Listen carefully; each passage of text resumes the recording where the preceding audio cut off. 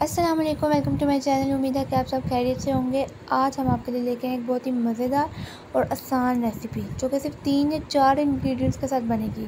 Basically ये मेरी मामा की रेसिपी है बीफ टिक्का बोटी। तो मैंने सोचा कि मैं आप लोगों के साथ भी शेयर की जाए क्योंकि बच्चे भी शौक़ से खा लेते हैं। तो चलिए स्टार्ट करते हैं। सबसे पहले बिस्मिल्लाहिर्रहमानिर्रहीम बीफ लिया हमने 2 kg, जो कि हमने छोटे छोटे पीसेस में कटिंग कर ली है। इसमें हम ऐड करेंगे 2 चम्मच लहसुन पिसा हुआ, 1 चम्मच नमक और इसके साथ ऐड करेंगे 1 चम्मच अजवाइन। अजवाइन डालने से ये होगा कि बीफ की स्मेल अक्सर लोगों को आती है, वो नहीं आएगी।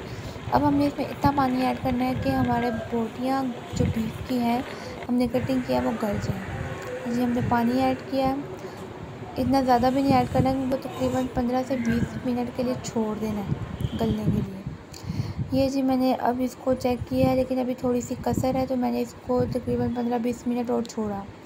अब जी गोश्त हमारा तकरीबन गल चुका है। अब हमने इसमें ये मामा ने अंदाजे से ऑयल डाला, लेकिन आपने एक बाउल मतलब एक प्याली जो होती है वो भर के ऑयल की डालनी है क्योंकि हमने इसमें फ्राई करना है।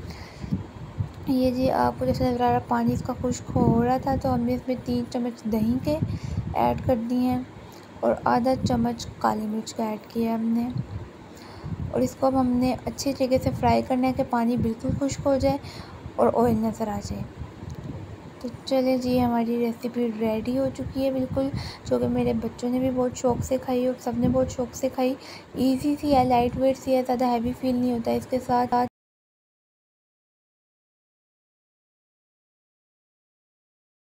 ये आप लोग रोटी के बगैर भी खा सकते हैं, केचप के साथ या दही रायते के साथ।